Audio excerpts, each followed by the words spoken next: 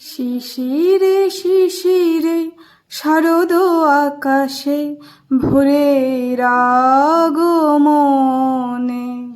নমস্কার বন্ধুরা, আশা করি সবাই ভালো আছেন, আমিও ভালো আছি। দুর্গাপূজা তো এসেই গেল, তবে শারদের আকাশ আর দেখি না, শিউলি দেখি না, না দেখি শিশির, না দেখি কুয়াশা মাখা সকাল। তাই না? দুর্গাপূজার সময় আগে শিউলি ফুলে কতই না শিশির পড়ে থাকতো, এখন আর দেখাই যায় না।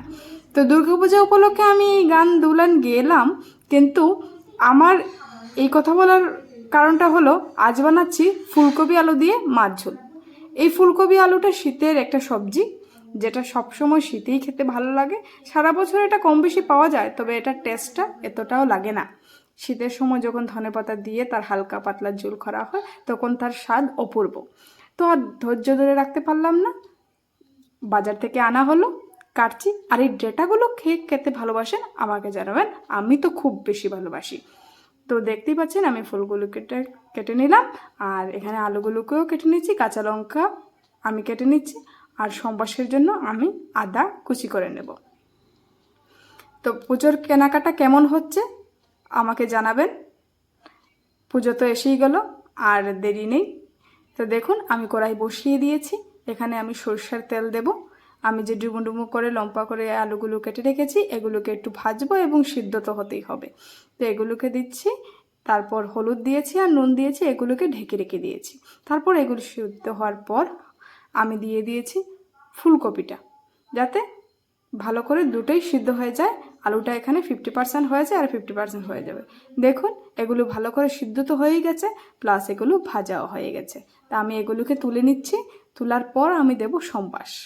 এখনের ফুলকপিগুলো না সিদ্ধ হতে চায় না, তবে সিজনের যখন খুব ঠান্ডা পড়ে যাবে তখন দেখবেন ফুলকপিটার স্বাদই আলাদা আর সিদ্ধ তাড়াতাড়ি হয়ে যায়।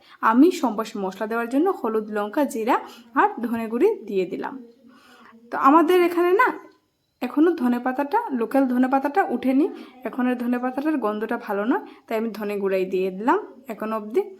তো আমি এখানে দিচ্ছি সরষের তেল সম্বাসের জন্য, শুকনো লঙ্কা, তেজপাতা, পাঁচফোড়ন, আদা আর দেব কাঁচা লঙ্কা। এগুলোকে ভালো করে ভাজার পর আমি ওই মশলাটা দিয়ে দিচ্ছি। এটাকে একটু নাড়াচাড়া করার পর আমি অবশ্যই একটু জল দিচ্ছি, এটা আপনারা অবশ্যই দেবেন, না হলে মশলাটা পুড়ে যায়।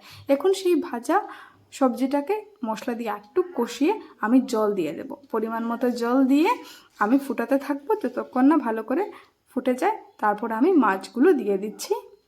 তো এখন দেখুন আমি গরম মশলা দিয়ে নামিয়ে নিচ্ছি। তবে শীতের সময় আর গরম মশলা দেওয়া হয় না, তখন আমরা ফুলকপি দিই।